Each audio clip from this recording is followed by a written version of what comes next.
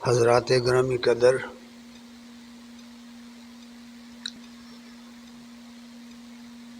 پچھلے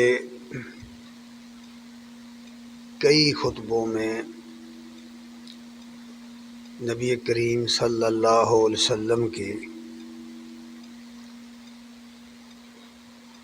بیان کی ہوئی ایک حدیث کے مختلف اجزاء پر گفتگو کا سلسلہ شروع کیا تھا، اور اس کا عنوان تھا نبی رحمت اور مسلک زندگی۔ واقعہ اس کا یہ ہے کہ ایک دن نبی کریم صلی اللہ علیہ وسلم کی خدمت میں علی رضی اللہ تعالی عنہ نے یہ عرض کیا کہ یا رسول اللہ، مسلک زندگی کیا ہے؟ یعنی زندگی گزارنے کا، دنیا میں زندگی گزارنے کا طریقہ کیا ہے؟ دوسرے لفظوں میں یوں سمجھو کہ اس کے بنیادی اصول کیا ہیں۔ تو نبی کریم صلی اللہ علیہ وسلم نے ان کو 17 باتیں بیان فرمائیں۔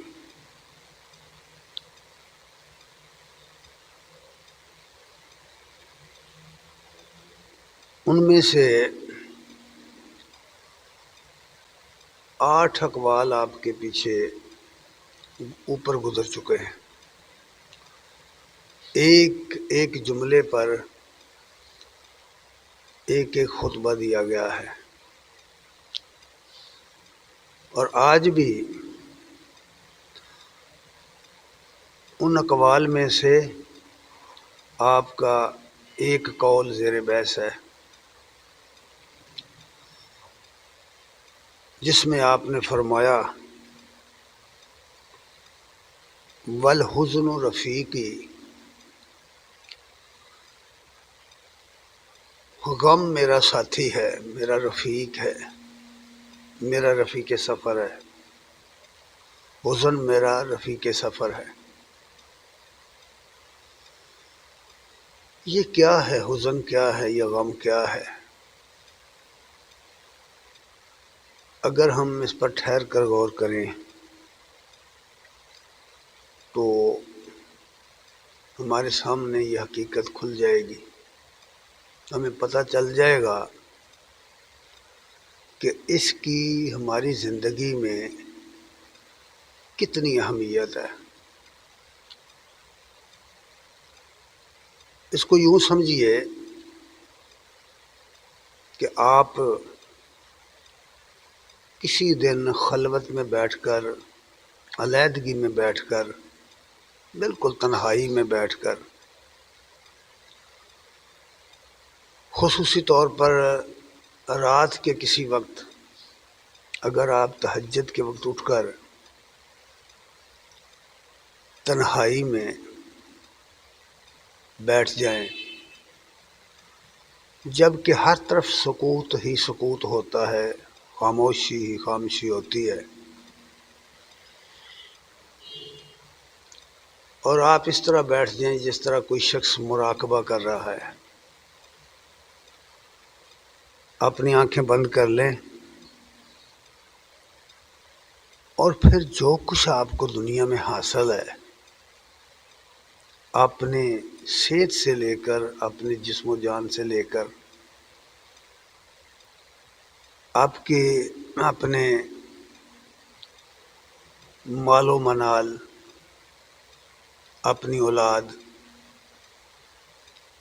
اپنے رفیق حیات، اپنے دوست و احباب، اپنے رشتہ دار، اپنے ہمسائے، اپنے ارد گرد بسنے والے لوگ اور اپنے کاروبار اور اپنی ساری چیزیں، جتنی بھی دنیا کی چیزیں آپ کو حاصل ہیں، ان کو اپنے ذہن میں لا کر ایک منٹ کے لیے سوچیں کہ اگر یہ سب کی سب آپ کے ہاتھ سے نکل جائیں، آپ کے پاس نہ رہیں، جن چیزوں کو میں نے گنوایا ہے ان چیزوں کا تصور کر کے آدمی ایک لمحے کے لیے اس مراقبے میں چلا جائے کہ یہ سب چیزیں میرے ہاتھ سے جا چکی ہیں، تو اس کے دل پر جو کیفیت طاری ہوگی، اس وقت اس کا جو حال ہوگا، سوچ کر، تصور کر کے، صرف تصور کر کے، اس وقت کا جب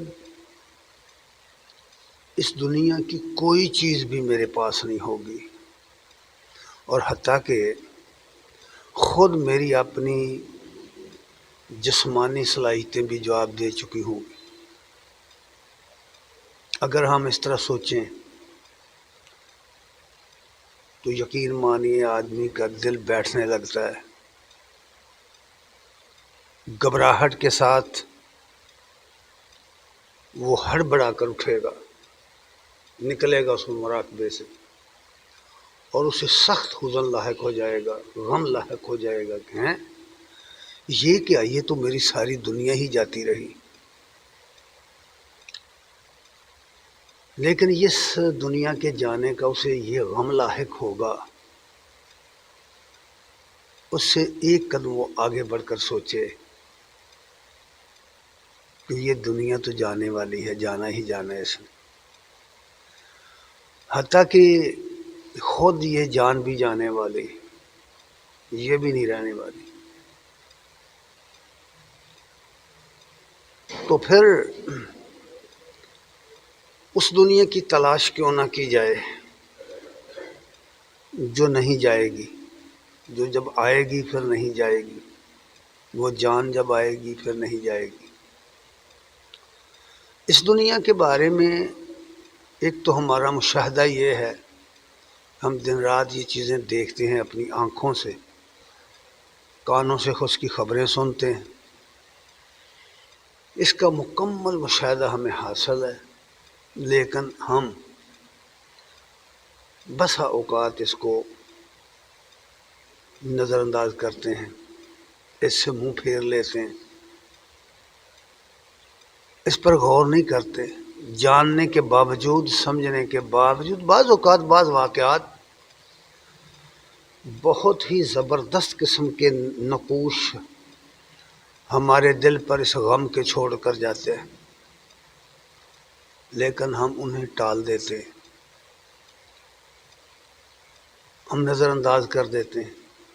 لیکن یاد رکھیے، نظر انداز کرنے سے حقائق نہیں تبدیل ہوا کرتے، حقیقت نہیں بدلا کرتی۔ کبوتر اگر آنکھیں بند کر لے تو بلی کا خطرہ نہیں ٹل جایا کرتا۔ اگر ہم ان چیزوں کو نظر انداز کرتے ہیں جو ہمارے گرد و پیش میں روز واقعات کی صورت اختیار کر رہے ہیں، اس کا یہ مطلب نہیں ہے کہ یہ واقعہ ہمارے ساتھ پیش نہیں آئے گا، ہرگز نہیں، ہرگز نہیں آئے گا۔ قرآن مجید میں یہی بات کہی گئی ہے۔ یہ جو سورہ رحمان کی آیات 26 تا 39 میں نے 29 جو میں نے یہاں پڑھی ہیں، ان پر غور کرو۔ کل من علیہا فان، یہ اس دنیا کی ہر چیز فانی ہے، کوئی چیز یہاں باقی نہیں رہے گی۔ وَيَبْقَى وَجْهُ رَبِّكَ ذُو الْجَلَالِ وَالْإِكْرَامِ، اور تیرے رب کی ذات جو جلال اکرام والی ہے، جو عزتوں والی ہے، جو جلیل القدر ہے، بس وہی باقی رہے گی۔ فَبِأَيِّ آلَاءِ رَبِّكُمَا تُكَذِّبَانِ، اے گروہ جن و انس، تم اپنے رب کی کس کس قدرت کو، کس کس نعمت کو جھٹلاؤ گے؟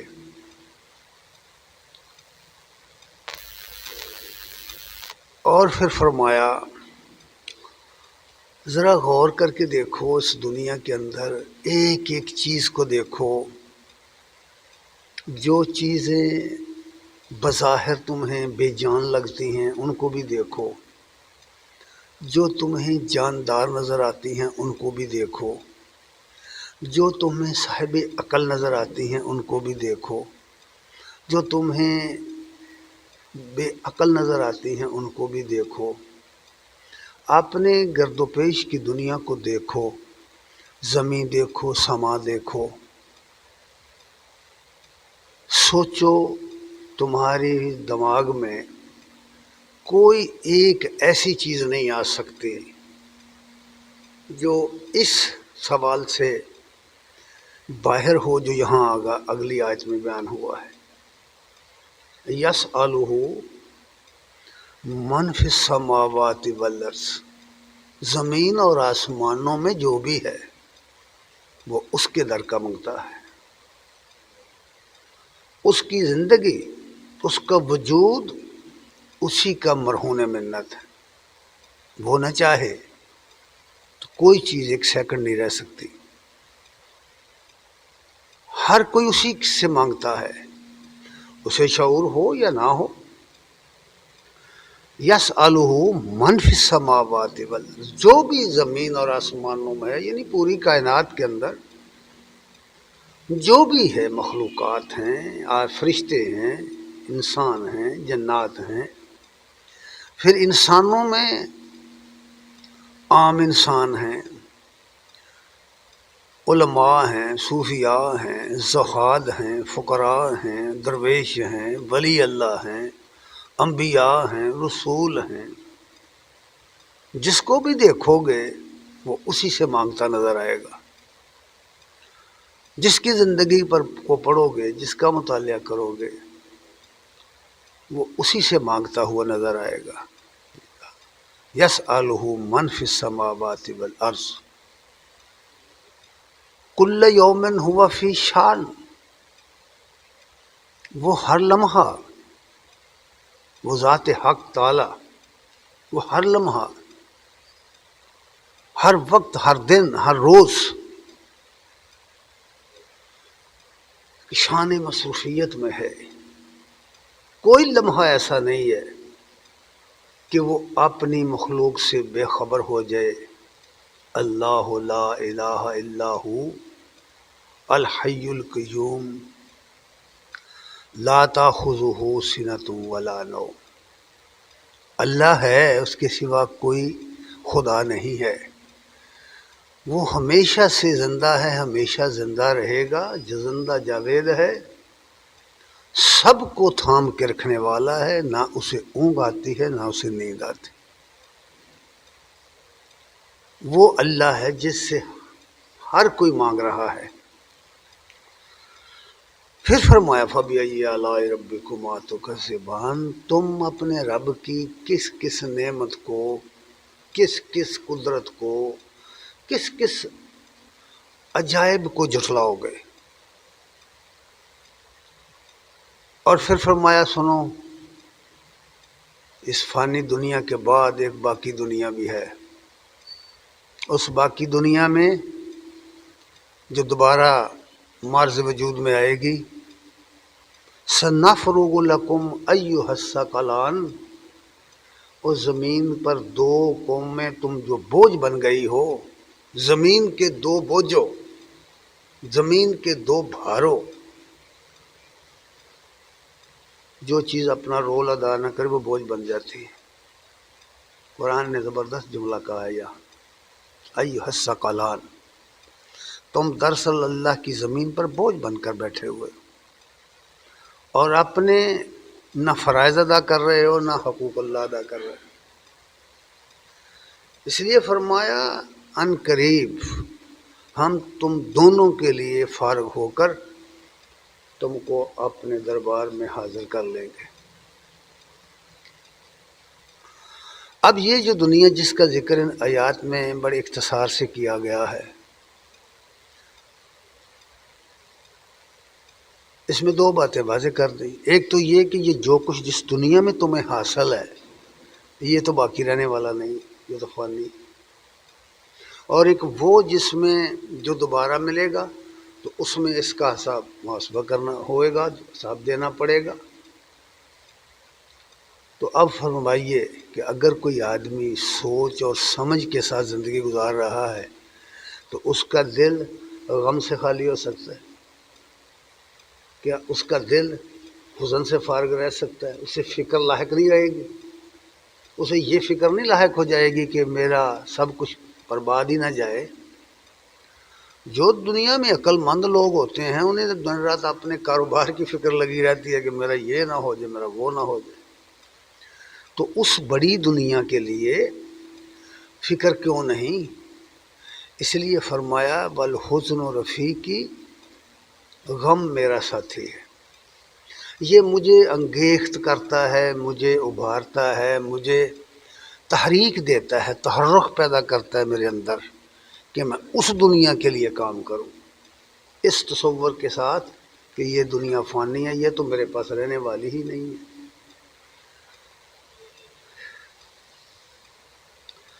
اور پھر یہ بھی فرمایا، ایک اور حدیث میں فرمایا کہ اس دنیا میں کچھ چیزیں ایسی ہیں جو بہت خوفناک ہیں، اگر ہم ان کو سوچیں، ان چیزوں کی آمد سے پہلے اگر ان کو سوچیں، غور کریں تو وہ بہت خطرناک ہیں، لیکن ان سے آدمی پیچھا نہیں چھڑا سکتا، یہ بھی یاد رہے، بچ نہیں سکتا ان سے۔ وہ 7 چیزیں، 7 باتیں ہیں، 7 اعمال ہیں جو بیان کیے۔ ابی ہریرہ رضی اللہ تعالیٰ عنہ بیان کرتے ہیں کہ رسول اللہ صلی اللہ علیہ وسلم نے فرمایا بادروا بالاعمال ستا، 7 چیزیں ایسی ہیں، 7 عمل ایسے ہیں، 7 کام ایسے ہیں جن کو ذرا اپنی نگاہوں کے سامنے لاؤ۔ بات پھر وہی ہے کہ چلے جاؤ مراقبے میں، سوچو، کبھی آگے کے بارے میں بھی سوچا کرو نا، آنے والے زمانے کے بارے میں بھی۔ ہم کیا سوچتے ہیں؟ ہم سوچتے ہیں کہ ہمارا مستقبل بن جائے، ہم اس عارضی دنیا کی ٹھاٹ باٹ کو مستقبل کا نام دیے بیٹھے، اس کو ہم مستقبل کہتے ہیں، جس کا 1 سیکنڈ کا بھی اعتبار نہیں ہے، اس کو ہم مستقبل کہہ رہے ہیں۔ نہ جانے کیوں یہ غلطی ہم سے ہو گئی ہے، کیوں ہم اس غلط فہمی کا شکار ہو گئے۔ اس لیے فرمایا کہ ان 7 باتوں پر غور کرو، انہیں سوچو، یہ بہت خوفناک ہیں۔ پہلی یہ فرمائی ہے کہ هل تنتظرون الا فقرا منسیا، کبھی تم نے سوچا ہے، غور کیا ہے تم نے، کیا تم انتظار کرتے ہو یا نہیں کرتے؟ کس بات کا؟ ایسی محتاجی کا کہ جو پیس کر رکھ دے، دنیا کے ذہنوں سے تمہیں اتار کر رکھ دے۔ اچھا، اس کی بے شمار مثالیں، بے شمار اس کی مثالیں ہیں کہ ایک آدمی جس کے پاس جاگیر ہے، جائیداد ہے، دولت ہے، حشمت ہے، اچھا پھر اقتدار بھی ہے، اختیار بھی ہے، اس کے اشارہ ابرو پر فوجیں حرکت کرتی، پھر دیکھتے ہی دیکھتے اس میں سے کوئی چیز بھی اس کے کام نہیں آتی، وہ شخص جو تختہ نشین تھا تختہ نشین ہو جاتا ہے۔ دیکھ، اس کی بے شمار مثال۔ ایک آدمی رات کو بڑے آرام سے اپنے بیڈ پر سوتا ہے، اربوں کا اس کا کاروبار، کروڑوں کی اس کی ملیں، صبح ہوتی ہے تو پتہ چلتا ہے کہ سب کچھ ہی جل کر راکھ ہو گیا ہے۔ یہ دن رات مناظر دیکھتے ہیں۔ تاریخ ہمیں بتاتی ہے کہ بڑے بڑے حکمران، تاریخ اٹھا کے پڑھیں پھر آپ کو پتہ چلے کہ کہاں ایک آدمی حکمران ہے، کہاں اس کی تقدیر نے پلٹا کھایا، تو وہ بغداد کی جامع مسجد کی سیڑھیوں پر بیٹھ کر بھیک مانگ رہا ہے۔ یہی بات ہے جو یہاں کہی گئی ہے کہ تم نے کبھی غور کیا ہے کہ یہ مستقبل نہ تمہارے ہاتھ میں ہے نہ میرے ہاتھ میں، یہ کسی کے اختیار میں ہے ہی نہیں۔ یہ مستقبل جو ہے اس کے بارے میں ہم یہ نہیں کر سکتے کہ اپنی مرضی کا نتیجہ نکالیں، اپنی مرضی کے اسباب پیدا کر لیں، یہ نہیں ہو سکتا، یہ اللہ کے اختیار میں ہے۔ ہم کچھ اور منصوبہ بنا کے سوتے ہیں، صبح کچھ اور ہی ہو جاتا ہے۔ یہ ہمارے سامنے دن رات چیزیں آتی ہیں، جیسے میں نے پہلے عرض کیا کہ ہم نظر انداز کر دیتے ہیں۔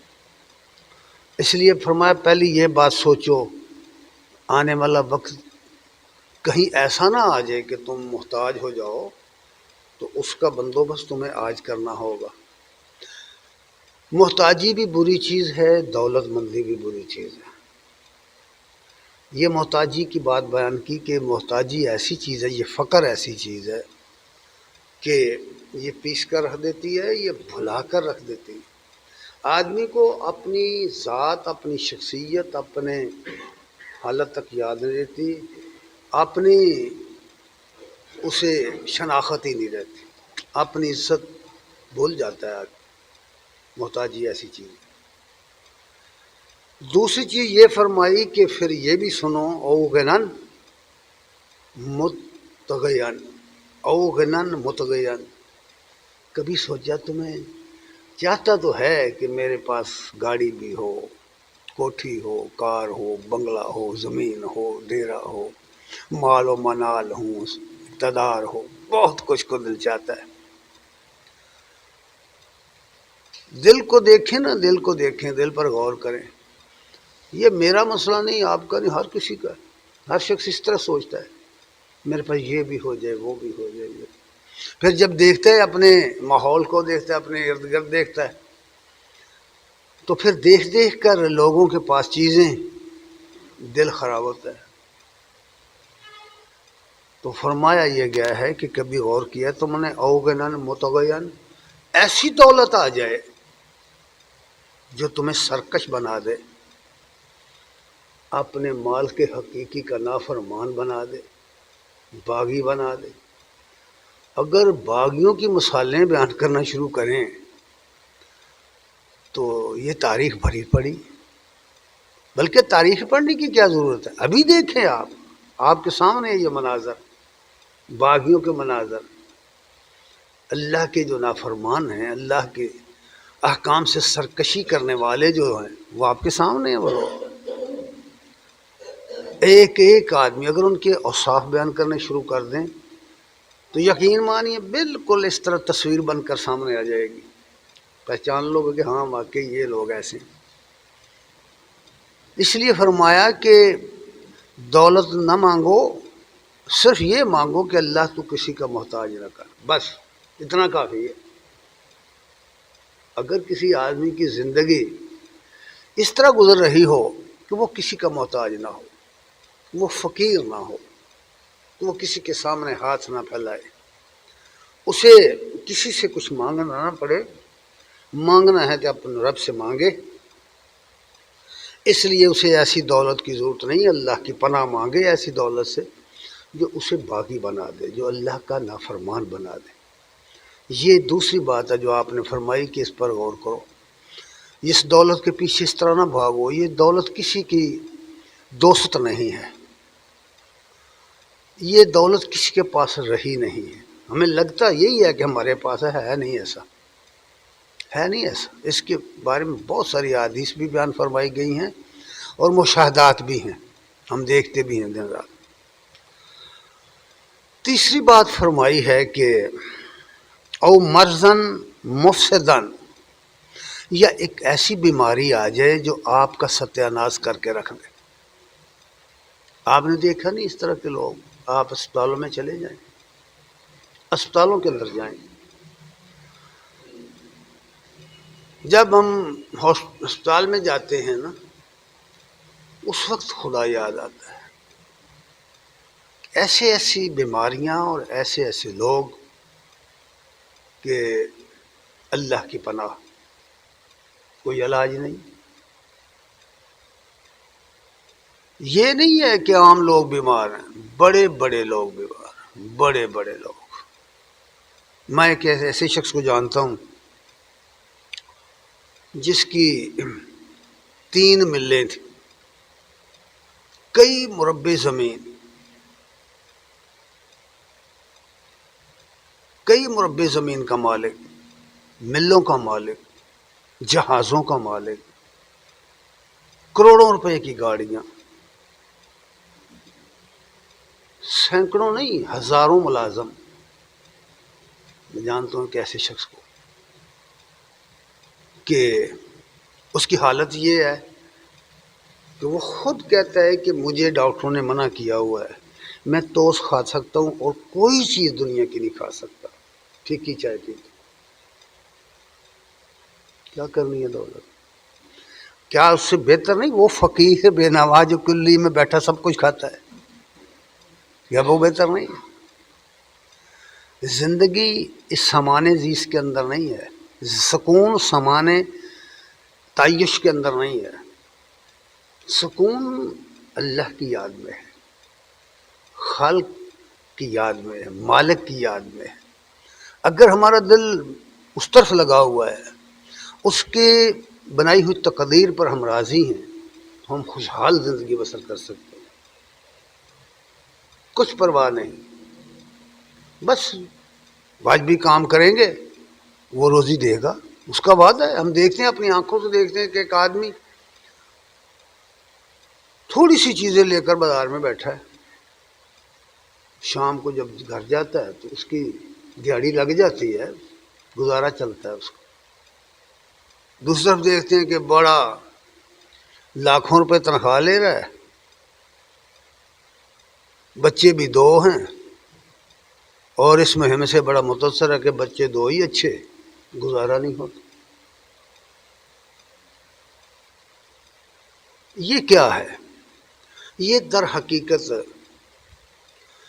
وہی بات ہے جو بار بار کہی گئی ہے کہ اگر آخرت کی فکر ہے تو آدمی بے فکر ہے، اس دنیا میں کچھ بھی نہیں، وہ سیدھا چلے اللہ کا نام لے کر، بس ٹھیک ٹھیک چلتا رہے، اللہ تعالیٰ اس کا ذمہ دار ہے، اس کو رزق بھی دے گا، روزی بھی دے گا، عزت کی روزی دے گا، ہاتھ بھی نہیں کسی کے سامنے پھیلانا پڑے گا۔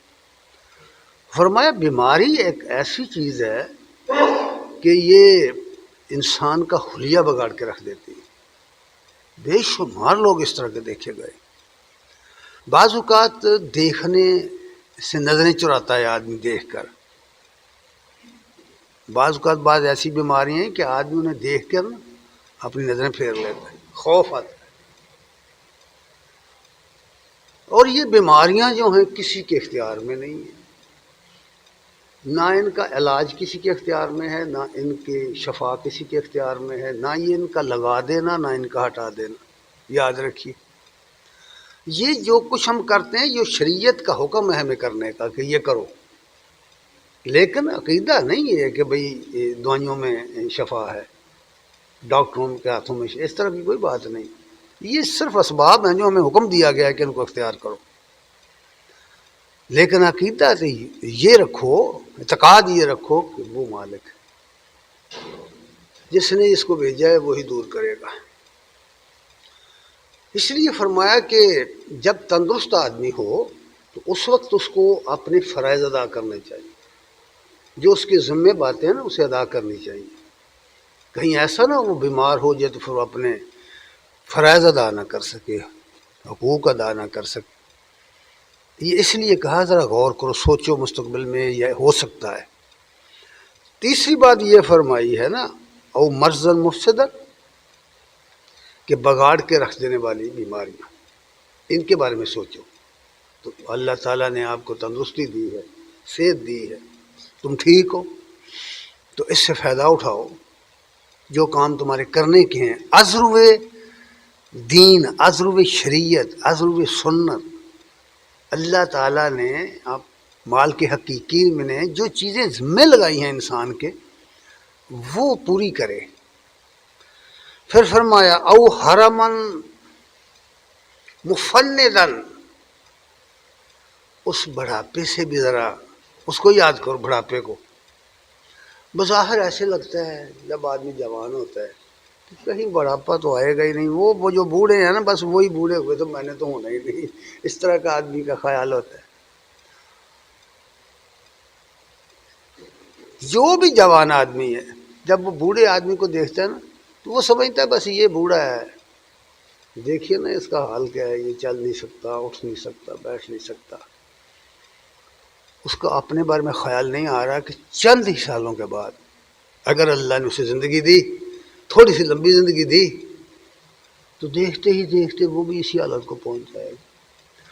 اور اس میں ایک ایسی نصیحت ہے کہ کوئی کتنا بڑا نیک آدمی ہو، بھئی برے آدمی کو چھوڑ دو، نیکوں کی بات کرو، کتنا نیک آدمی ہو، عالم فاضل ہو، طبیب ہو، ڈاکٹر ہو، کئی ڈگریاں اس نے کی ہوں، ڈاکٹر ہو جن کو ہم جا کر کہتے ہیں یہ ہارٹ اسپیشلسٹ ہے، یہ میڈیسن اسپیشلسٹ ہے، دیکھتے ہیں نا، بھلا اپنے آپ کو بوڑھا ہونے سے بچا کر دکھائے، نہیں بچ سکتا۔ اچھا کوئی بڑا عالم ہو، کوئی بڑا ولی اللہ ہو، بڑا عبادت گزار ہو، بوڑھا ہونے سے بچا کر دکھائے۔ چلیے جی چھوڑیے، یہ تو بہت چھوٹے درجے کے لوگ ہیں، آگے بڑھیے۔ کوئی نبی ہو، کیا ہم حالات پڑھتے نہیں قرآن مجید میں، حدیث میں، کہ ابراہیم علیہ السلام بوڑھے ہو گئے؟ کہ ہم پڑھتے نہیں کہ یعقوب علیہ السلام کس طرح بوڑھے ہو گئے اور بیمار ہو گئے؟ کیا ہم نے یہ پڑھا نہیں کہ کس طرح زکریا علیہ السلام بوڑھے ہو گئے، اور جب انہیں بڑھاپے میں بشارت ملی بچے کی تو وہ بڑے پریشان ہو گئے، دل میں خیال آیا کہ یہ کیسے ہو سکتا ہے، میں تو بوڑھا پھوس ہوں اور میری بیوی بانج ہے اور یہ تو جوانی میں بچہ پیدا کرنے کے قابل نہیں تھی، تو اب کیا ہوگا؟ خیال آیا ہے، زبان سے نہیں کہا، پیغمبر کی یہ شان نہیں ہے کہ اس کو رد کرے، خیال آیا۔ اللہ کے فرشتے کہتے ہیں نہیں ایسا ہی ہوگا، بوڑھے ہوئے نا۔ مثال دینے کا مطلب صرف یہ ہے کہ یہ ایسی شے ہے، یہ اس نے آنا ہی آنا ہے۔ جب اس نے آنا ہے تو اب جوان ہیں آپ، اب آپ حرکت کر سکتے ہیں، کام کر سکتے ہیں، تو کیوں فرائض ادا نہیں کرتے؟ بات یہ ہے جو سمجھائی گئی ہے کہ جب آپ کچھ بھی نہیں، اور پنجابی میں کہتے ہیں کراں پیراں تو رہی تے نام جپن رہی، کیا ہے؟ در جوانی توبہ کردن شیوائے پیغمبری، وقت پیری گرگ ظالم میشود پرہیزگار۔ بوڑھا ہو گیا تو کاری کچھ نہیں سکتا، اب تو پرہیزگار بننا ہی ہے۔ اس لیے کہا کہ اس وقت کے بارے میں سوچو نہ کبھی کہ ان قریب جو آنے والا ہے تھوڑے عرصے کے بعد، او حرمن مفندن، جو تمہیں فنا کر کے رکھ دے گا، وہ بڑھاپا فنا کر کے بڑھاپا رکھ دے گا، بگاڑ کر تمہیں رکھ دے گا، تمہارے ہاتھ پاؤں تمہیں جواب دے دیں گے، تمہاری آنکھیں جواب دے دیں گی، تمہارے کان جواب دے دیں گے، تمہاری دانت جواب دے دیں گے، پورا وجود تمہارا جواب دے دے گا، کھال کے نیچے سے گوشت نکل جائے گا، کوئی دنیا کی خوراک اور کوئی دنیا کی طاقت اسے بحال نہیں رکھ سکتے۔ یہ بات کہی ہے او حرمن مفندن۔ پانچویں بات یہ فرمائی ہے او موتن مجہزن، موت کا بھی خیال کرو، جو اس طرح ہے ہمارے ساتھ، جس طرح آدمی کا سایہ اس کے ساتھ ساتھ چلتا ہے، موت اس طرح ساتھ ساتھ چلتی۔ یقین مانیے موت ہر وقت آدمی کے کندھوں پر بیٹھی ہوتی ہے، موت حفاظت کرتی ہے انسان کی، وہ اس کو مرنے کے وقت سے پہلے مرنے نہیں دیتی۔ تو اس لیے وہ موت جو تمہیں لے جائے گی یہاں سے، اس موت کے نتیجے میں تمہاری کوئی شے باقی نہیں رہے، جو تمہیں یہاں سے لے جائے، ایسا جھٹکا لگے موت کا۔ اور یہ دن رات ہم دیکھتے ہیں میرے بھائی، دن رات یہ مناظر ہم دیکھتے ہیں، موت کے مناظر، کہ موت کیسے آتی ہے۔ ہم اپنی زبان سے کہتے ہیں کہ ابھی تو یہاں مسجد میں ہم نے اسے دیکھا تھا، 1 گھنٹے کے بعد خبر سنتے ہیں کہ وہ مر چکا ہے۔ بے شمار مسالے ہم اس کی دیکھتے ہیں۔ پھر فرمایا ایک اور بات بھی سنو، اب الدجال، یہ دنیا دھوکہ باز دنیا ہے۔ دجل کے معنی ہوتے ہیں دھوکہ دینا، دھوکہ کھانا، دجال کے معنی ہے دھوکہ دینے والا، بہت ہی فراڈیا۔ سب سے بڑا دجال اس دنیا کا ساز و سامان ہے، اس دنیا کی دولت ہے، اس دنیا کے اختیارات ہیں، اقتدار ہے، جو آدمی کو ایسا نشہ دیتا ہے کہ اسے اصل حقیقت اپنی بھول جاتی ہے۔ سب سے بڑا اسے فریب میں مبتلا کرتا ہے۔ فشر غائب ینتظر، فرمایا یاد رکھو نہ معلوم کس وقت ایسا شخص تمہیں مل جائے، ایسا دجال ملے جس کا شر غائب ہے، شر اس کا غائب ہے، تمہیں نہیں پتا کہ آنے والے زمانے میں، مستقبل میں تمہارے ساتھ کیا ہو جائے گا۔ اس لیے اس سے بچنے کا ایک ہی راستہ ہے کہ اپنا عمل سیدھا رکھو، اپنی سوچ اور فکر سیدھی رکھو، کبھی لالچ میں نہ آنا۔ جتنے لوگ فراڈ کا شکار ہوئے دنیا میں، آپ دیکھتے ہیں نا، مختلف کمپنیاں بنتی ہیں، لوگ پیسے دیتے ہیں یہ، اور اس کے ساتھ یہ دگنے پیسے آ رہے ہیں، دیکھا نا آپ نے، کئی مثالیں ہیں اس کی، بے شمار مثالیں۔ یہ کیوں؟ یہ دجال بیٹھے ہیں، مارکیٹوں میں بیٹھے ہیں، دکانوں میں بیٹھے ہیں، منڈیوں میں بیٹھے ہیں، اسمبلیوں میں بیٹھے ہیں، حکومت کے ایوانوں میں بیٹھے ہیں، کہاں نہیں بیٹھے، مختلف روپ ہیں ان کے، کہیں مذہب کے روپ میں بیٹھے ہیں، کہیں سیاست کے روپ میں بیٹھے ہیں، مختلف روپ ہیں۔ تو ان سے بچنے کا ایک ہی طریقہ ہے کہ آپ لالچی نہ بنے، لالچ اختیار نہ کریں۔ لالچ بری بلا ہے۔ ہم نے یہ کہانی پڑھی ہوئی ہے کہ ایک کتا دریا کے، نہر کے کنارے جا رہا تھا، اس کے منہ میں گوشت کا ٹکڑا تھا۔ جب اس کو پانی کے اندر اپنا ہی عکس نظر آیا، اس نے دیکھا کہ ایک پانی کے اندر کتا گوشت کا ٹکڑا لیے جا رہا ہے، تو وہ سمجھا کہ یہ دوسرا ہے، وہ اس سے چھیننے کے لیے جب بھونکا تو وہ اپنا بھی چھوٹ کر پانی میں گر گیا۔ یہ مثالیں پڑھی ہیں ہم نے۔ وہ تو ایک مثال تھی نا جو بچپن میں اسکولوں میں پڑھی تھی، لیکن اب کیا ہو رہا ہے؟ اب تو دن رات ہم یہاں مارکیٹوں میں دیکھ رہے ہیں کہ یہی کچھ ہو رہا ہے۔ اور جتنے لوگ یہاں نقصان میں آئے ہیں اس کی وجہ کیا ہے؟ لالچی، لالچ کے سوا اور کوئی وجہ نہیں۔ اس لیے فرمایا ہوشیار باش، اس کا شر غائب ہے، اس دجال کا شر غائب ہے۔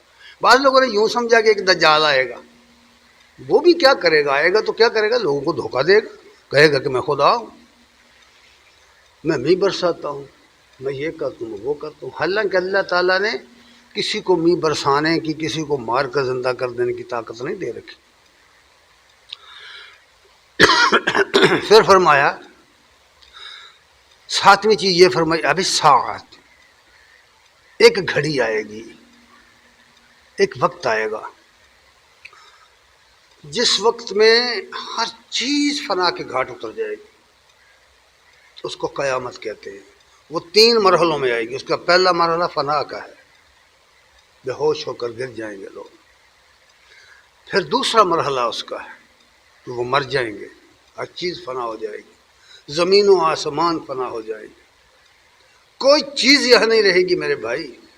رجت الارض رجن وبست الجبال بسا فکان ہباء منبثا، یہ زمین ریزہ ریزہ ہو جائے گی،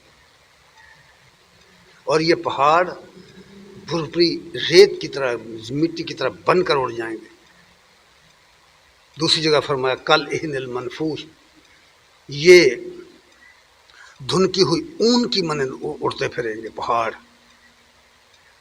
ہبا منبسا ہو جائیں گے. ہبا منبسا وہ کیا ہوتا ہے؟ عربی زبان میں ہبا کہتے ہیں جب آپ کمرے میں ہوں اور روشن دان سے اندر دھوپ آ رہی ہو. جب ہم ویسے بیٹھتے ہیں، اب اس طرح بیٹھے ہیں نا، اس وقت بیٹھے ہیں، ہمیں کچھ نظر نہیں آ رہا، حالانکہ یہاں بھی وہ ذرات ہیں، یہاں آپ کی مسجد میں وہ ذرات ہیں، مٹی کے اندر وہ ذات اڑ رہے ہیں، یہاں بھی اڑ رہے ہیں. لیکن ہمیں نظر اس وقت آئیں گے جب روشن دان سے دھوپ اندر آئے گی، تو اس دھوپ کے اندر آپ کو وہ ذرے نظر آئیں گے. اس کو عربی زبان میں ہوا کہتے ہیں. ہوا منبسا، اس طرح اڑ جائے گی ہر چیز. اور پھر اللہ جب چاہے گا دوبارہ بنائے گا ہر چیز کو، زمین و آسمان کو، کائنات کو دوبارہ وجود بخشے گا اور انسانوں کو پیدا کرے گا. اور یہ انسان اٹھیں گے، زمین سے نکلیں گے، زندہ ہو کر نکلیں گے. یہ مردے ہیں، یاد رکھنا، مردے نکلیں گے، زندہ ہو کر نکلیں گے. اس کے بارے میں فرمایا اس کا بھی کبھی خیال کرو. اب الساعۃ، یا قیامت کی وہ گھڑی جو ہے اس کو دیکھو. احادیث میں بڑی تفصیل سے بتایا گیا ہے کہ وہ ایسے ہی آ جائے گی، اس طرح لوگ کھاتے پیتے چلتے پھرتے کاروبار کرتے ہوں گے، دکانوں پہ بیٹھے ہوں گے، سودا لے دے رہے ہوں گے، تو قیامت برپا ہو جائے گی. ایسے ہی آ جائے گی. اور جب دوبارہ وہ دنیا بنے گی تو پھر جو میدان لگے گا، دوبارہ جو دنیا بنے گی پھر وہ میدان جو لگے گا اس کے بارے میں فرمایا وَمَسَّاعَةُ أَدْهَىٰ وَأَمَرُّ. وہ قیامت بہت سخت چیز ہے، بہت بھاری اور بڑی کڑوی ہے. بڑی کڑوی ہے. وہاں تو بڑے بڑے انبیاء کے بارے میں آیا ہے کہ نفسی نفسی، اے اللہ مجھے میری اپنی جان کی فکر پڑی. کوئی کسی کے کام نہیں. یوم یفر المرء من اخیہ وامہ وابیہ وصاحبتہ وبنیہ. وہ دن جس دن آدمی اپنی اولاد چھوڑ دے گا، بیوی خامد کو چھوڑ دے گی، خامد بیوی کو چھوڑ دے گا، کنبہ قبیلے کو بھول جائے گا، کوئی رشتہ داری کسی دوست غمخوار کے کام نہیں آئے گا، اسے اپنی پڑ جائے گی. اس لیے فرمایا کبھی یاد کرو اس وقت کو، تصور میں لاؤ نا. قیامت برپا ہو گئی ہے، وہ دن آ گیا ہے، قیامت کا دن آ گیا ہے اور میرے پاس کچھ بھی نہیں ہے. اللہ کے حضور پیش کرنے کے لیے میرے اعمال مجھے نظر آ رہے ہیں کہ وہ نہیں ہیں جس پر امید کر سکے. اسی لیے بیم و رجا کا کہا گیا ہے کہ اس کی حضور امید رکھو اور اس کی رحمت تمہارے شامل ہو سکتی ہے بشرطے کہ اس وقت سے پہلے تم نے توبہ کر لی. اس کے حضور آ گئے. فرمایا اس کا علاج یہ ہے، اس بھاری چیز سے بچنے کا، کامیابی کا ایک علاج ہے. چند منٹوں میں اسے بیان کرتے ہیں. قرآن مجید پڑھا کرو. فرمایا لوگو یا ایھا الذین آمنو، سورہ صف کی آیت نمبر 10 تا 13. یا ایھا الذین آمنو هل ادلکم علی تجارت تنجیکم من عذاب علیم. اے ایمان والو،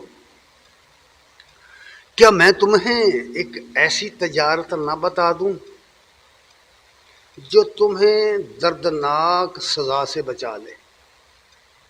اب غور کیجئے وہ تجارت کیا ہے، بتائے گا اللہ.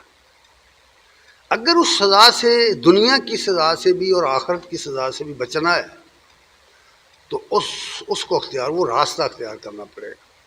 اسلام کے بارے میں یہ بات جان لیجئے، اسلام کسی مذہب کا نام نہیں ہے. یہ بہت بڑی غلط فہمی ہے جو لوگوں کو ہو گئی. اسلام مذہب نہیں ہے، اسلام دین ہے، طرز زندگی ہے، نظام زندگی ہے، زندگی گزارنے کے طریقے کو کہتے ہیں اسلام. اللہ اور اس کے رسول کی اطاعت میں زندگی گزارنے کا نام اسلام ہے، اس کا نام دین ہے. اور اگر وہ مغلوب ہے تو مسلمان پر لازم ہو گیا کہ اب وہ اس کو غلب کرنے کے لیے اٹھے، اس کی جد و جہد کرے. اس کے لیے یہ بات نسخہ بیان ہو رہا ہے یہاں. کیا ہو؟ اگر تم غلامی کی مصیبت میں پھنس گئے ہو، غلام ہو گئے ہو غیروں کے، دشمن تمہارے اوپر آ گیا ہے، غالب ہو گیا ہے، تو اس عذاب سے بچنے کے لیے طریقہ کیا ہے؟ فرمایا تؤمنون باللہ ورسولہ، پہلی بات یہ ہے اللہ اور اس کے رسول پر ایمان لاؤ۔ کن سے کہا جا رہا ہے بھلا؟ غیر مسلموں کی بات نہیں ہو رہی بھائی۔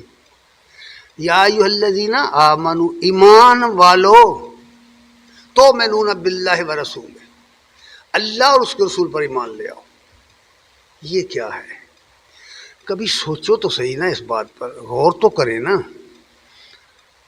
پہلی بات یہ ہے کہ اگر بچنا ہے نا عذاب علیم سے تو مسلمانوں نام نہاد مسلمان بننے سے نہیں بچ سکتے، سچ مچ کا مسلمان بننا ہوگا، سچ مچ کا مومن بننا ہوگا۔ تؤمنون باللہ ورسولہ، اور دوسرا کام یہ کرنا ہے وَتُجَاهِدُونَ فِي سَبِيلِ اللَّهِ بِأَمْوَالِكُمْ وَأَنفُسِكُمْ، اللہ کی راہ میں صرف اللہ کے لیے جد و جہد کرنا ہے، اپنے مال اور اپنی جان کے ساتھ، خود بھی نکلنا ہے، اپنا مال بھی خرچ کرنا ہے۔ کس لیے؟ کہ اللہ کی زمین پر اللہ کا نظام غالب ہو، اللہ کی زمین پر اللہ کا قانون غالب ہو، اللہ کی بندوں پر اللہ کا قانون غالب ہو۔ ربیع بن عامر رضی اللہ تعالیٰ عنہ کا ایک واقعہ ہے کہ جب وہ رستم کے دربار میں گئے تھے خط لے کر کے مسلمان سپہ سالار کا، تو اس کے دربار میں انہوں نے یہ بات کہی تھی۔ جب ان سے کہا گیا نا کہ جاؤ ہم تمہیں یہ دیں گے وہ دیں گے، انہوں نے کہا نہیں، ہم کشور کشائی کے لیے نہیں آئے، ہم تو دنیا میں اس لیے اٹھے ہیں، اس لیے آئے ہیں کہ انسانوں کو، بندوں کی غلامی سے نکال کر اللہ کے غلام پر دے دیں۔ کوئی شخص غلام انسان کا غلام نہ ہو، وہ اللہ کا غلام، وہ صرف اللہ کی غلامی کرے، وہ آزاد ہے، اللہ نے اسے آزاد پیدا کیا ہے، وہ آزاد رہے۔ اس نے کہا ہم تو دنیا سے غیر اللہ کی حکومت ختم کرنے کے لیے اٹھے، ہم تو غیر اسلامی نظام کو ختم کرنے کے لیے اٹھے ہیں، اسلام غالب کرنے کے لیے اٹھے، ہمارا مقصد کشور کشائی نہیں ہے۔ اس لیے یہاں فرمایا گیا کہ جد و جہد کرو، جہاد کرو اللہ کی راہ میں، اپنے مالوں سے اور اپنی جانوں سے۔ ہر شخص جانتا ہے کہ مجھے کیا کرنا چاہیے، کس طرح کرنا چاہیے، یہ بھولی ہوئی باتیں نہیں ہیں۔ دراصل ہم لوگ حقائق سے نظر چرا جاتے ہیں۔ حقیقت اصل میں یہ ہے، ہم سمجھنا چاہ ہی نہیں رہے کہ دین کیا ہے، اسلام کی تعلیم کیا ہے، قرآن کیا کہہ رہا ہے، حدیث میں کیا ہے، نبی صلی اللہ علیہ وسلم کی سیرت کیا ہے۔ ہم تو یہ ماننے کے لیے، سمجھنے کے لیے تیار ہی نہیں۔ کبھی ہم نے اس کے لیے نہ وقت نکالا ہے، نہ کبھی ہم نے اس کے لیے سوچا ہے، نہ کبھی ہم نے اس کو پڑھا ہے۔ آخر کیا وجہ ہے؟ اس لیے فرمایا ذالکم خیر لکم ان کنتم تعلمون، اگر تمہیں علم ہو، حقیقتاً علم ہو، تو اصل میں یہ راستہ زندگی کا بہترین ہے تمہارے لیے، زندگی گزارنے کا یہ طریقہ۔ اگر ہماری زندگی میں یہ چیز نہیں ہے، ہم ایسے کام نہیں کر رہے، تو جان لیجئے، مان لیجئے کہ ہم اللہ کی بندگی نہیں کر رہے، ہم اللہ کے بندے بن کر نہیں وقت گزار رہے، ہم اس کی نعمتیں کھا کر اس کا حق ادا نہیں کر رہے۔ اگر ہماری 24 گھنٹے کی زندگی میں کوئی ایک ٹائم بھی ایسا نہیں ہے کہ ہم نے اللہ کے لیے کوئی کام کیا ہو، اس کے دین کے غلبے کے لیے کوئی کام کیا، تو کیا کیا ہم نے؟ ہر شخص اپنا مفتی آپ ہے، کسی سے پوچھنے کی ضرورت نہیں ہے۔ پھر فرمایا کہ اس کا بدلہ کیا ہے؟ یغفر لکم ذنوبکم، یہ جو کوتاہیاں، غلطیاں، گناہ ہو جاتے ہیں، انسان ہے نا، انسان سے بشری کمزوری کی وجہ سے بہت سی غلطیاں ہوتی ہیں، بہت سے گناہ ہوتے ہیں، فرمایا معاف کر دے گا وہ۔ یغفر لکم ذنوبکم ویدخلکم جنات تجری من تحتها الانہار، اور تمہیں ایسی بہشتوں میں داخل کرے گا جس کے باغات میں نہریں بہتی ہوں۔ ان پارکوں کا تصور نہیں کر سکتے آپ، ان فواروں کا تصور نہیں کر سکتے، ان باغوں کا تصور نہیں کر سکتے، اس کی کچھ مثل ہے ہی نہیں۔ پھر وہ مساکین طیبۃ، پکیزہ گھر، یاد رکھیے اس دنیا میں کوئی گھر پکیزہ نہیں مل سکتا آپ، اگر مجھے آپ اجازت دیں کہ سب سے زیادہ مقدس اور پکیزہ گھر خانہ خدا ہے، بیت اللہ ہے نا، لیکن وہاں بھی جیب کترے پہنچ جاتے ہیں، وہاں بھی یہ واقعات ہو جاتے ہیں، لیکن وہ مساکن طیبتاً جو ہے وہاں نہیں ہے یہ چیزیں، یہاں وہاں اس طرح کے خطرے نہیں ہیں، وہ جنت کا گھر ہے، وہ پاکیزہ گھر ہے، کوئی نقصان کی چیز، کوئی خامی وہاں نہیں ہے، طیبتاً پاکیزہ گھر۔ اور پھر فرمایا فی جنات عدن، سدا بہار، خزاں کا نام ہی نہیں ہے، خزاں کا نام ہی نہیں، یہاں دنیا میں کوئی چیز ایسی نہیں جس پر خزاں نہ آئے، کوئی چیز ایسی نہیں، ہر شخص پر خزاں آتی ہے، وہ بوڑھا ہوتا ہے، ہر چیز پرانی ہوتی ہے، گہنا جاتے، ہر چیز برباد ہو جاتی، درخت پیدا ہوتا ہے اور مرجھا جاتا ہے، پھل دینا چھوڑ دیتا ہے، پتے جھڑ جاتے ہیں، آخر ایندھن بن جاتا ہے، کوئی چیز یہاں ایسی نہیں ہے جو گہنا نہ جائے، جو پرانی نہ ہو جائے، سدا بہار یہاں کوئی شے نہیں، وہاں جنت میں ہے وہ باغات جو سدا بہار ہیں، فی جنات عدن، ذالک الفوز العظیم، یہ ہے عظیم ترین کامیابی، اگر کوئی شخص اس کو پا گیا تو وہ عظیم کامیابی پا گیا، اگر اس سے فیل ہو گیا تو وہ چاہے دنیا میں جتنی بھی کچھ دولت جمع کر لے کچھ بھی نہیں ہے، فرعون کی طرح ڈبکی کھا کے مرے گا۔ اس لیے فرمایا یہ تو جنت کی بات ہے، یہ دنیا میں نہیں چھوڑی، فرمایا وَأُخْرَىٰ تُحِبُّونَهَا نَصْرٌ مِّنَ اللَّهِ وَفَتْحٌ قَرِیب، اس دنیا میں تمہیں وہ شے دے دے گا، وہ اشیاء دے دے گا، وہ چیزیں دے دے گا، وہ نعمتیں تمہیں دے دے گا، اس فراوانی سے دے دے گا۔ جب وہ یہ نظام قائم ہوا تھا مدینے کے اندر، مکے کے اندر، مسلمانوں کے شہروں میں زکوٰۃ لینے والا کوئی نہیں رہ گیا تھا، لوگ زکوٰۃ لیے پھرتے تھے، کوئی لیتا نہیں تھا، کوئی بھوک اور ننگ کا خاتمہ ہو گیا تھا۔ آج لوگ سمجھتے ہیں کہ معیشت کی رٹ لگی ہوئی ہے، کیوں معیشت برباد نہ ہو؟ جب تم سودی کاروبار کرتے ہو، سودی نظام چلاتے ہو، سرمایہ دارانہ نظام چلاتے ہو، تو تم بچ ہی نہیں سکتے، اللہ کے ساتھ لڑ رہے ہو تم، اللہ کا دین لے کر آؤ، اس کا نظام لے کے آؤ، اس کا نظام زکوٰۃ نافذ کرو، نظام عشر نافذ کرو، تمہارے اس گاؤں کی پورا عشر جمع کر لیں تو کوئی غریب نہیں رہ سکتا، کوئی مسکین نہیں رہ، بھوکا نہیں رہ سکتا، یار کیا کر رہے ہیں آپ، کدھر گیا اسلامی نظام؟ اس لیے اخرى تحبونها نصر من اللہ وفتح قریب، جب تمہیں یہ اس طریقے سے نکلو گے، جدوجہد کے لیے جہاد کرو گے، تو اللہ کی نصرت آئے گی اور فتح قریب ہو جائے گی۔ اور ان لوگوں کے بارے میں کہا ہے بشر المؤمنین، ان ایمان والوں کو خوشخبری سنا دو۔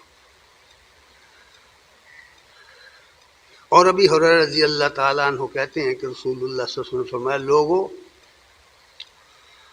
ان اللہ لا ينظر الى صورکم واموالکم، اللہ نہ تمہاری صورتیں دیکھے گا نہ تمہارے مالوں کو دیکھتا ہے، بلکہ وہ تمہارے ولیکن ینظر قلوبکم واعمالکم، وہ تمہارے دل دیکھتا ہے اور تمہارے اعمال دیکھتا ہے، تم کیا کر کے آئے ہو، کس نیت اور کس ارادے سے کر کے آئے ہو۔ اس لیے میرے بھائی سوچنے کی بات ہے، نبی کریم صلی اللہ علیہ وسلم نے اسی لیے فرمایا والحزن رفیقی، اگر دل میں یہ غم بیٹھ گیا ہے، یہ حزن بیٹھ گیا ہے کہ میں نے آخرت بنانی ہے، یہ دنیا تو فانی ہے، تو پھر تو اس کے لیے کچھ کرے گا، ورنہ نہیں کرے گا۔ یہ رفیق بناؤ، اپنے حزن کو اپنے دل کا رفیق بناؤ، والحزن رفیقی۔ جب آدمی اس نقطہ نظر سے دنیا کو دیکھتے ہے تو اقبال نے کہا ہے خرد دیکھے اگر دل کی نگاہ سے، خرد دیکھے اگر دل کی نگاہ سے، جہاں روشن ہے نور لا الہ سے، فقط ایک گردش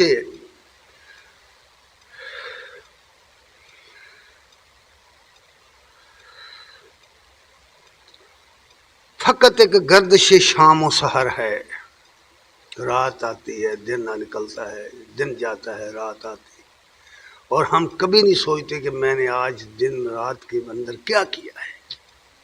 اس گردش لیل و نہار کو کیسے ضائع کیا ہم نے، کتنا ٹائم ضائع کر دیا، سب سے قیمتی چیز ضائع کر دی، وہ چیز جو واپس لوٹ کے نہیں آئے گی۔ والعصر ان الانسان لفی خسر، زمانے کی قسم انسان خسارے میں ہے، سوائے ان کے جو ایمان لائے، عمل اچھے کیے، وتواصوا بالحق وتواصوا بالصبر، جنہوں نے 4 کام کیے۔ اس لیے اقبال نے کہا ہے فقط ایک گردش شام و سحر ہے، اگر دیکھے فروغ ماہو ماں سے، کبھی دریا سے مثل موج ابھر کر، اپنی بات کر، اپنے بارے میں کہا، کبھی غور کر، کبھی دریا سے مثل موج ابھر کر، کبھی دریا کے سینے میں اتر کر، یہ دنیا، یہ من کی جو موج ہے اس میں دیکھ، اپنے من کے اندر ڈوب کے دیکھ، اپنے من سے ابھر کے دیکھ۔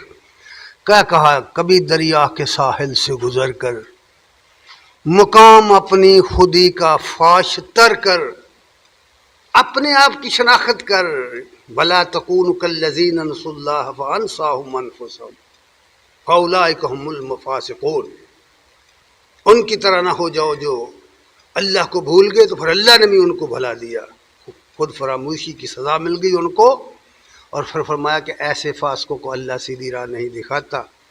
دعا ہے کہ اللہ تعالی ہمیں عمل کی توفیق عنایت فرمائے۔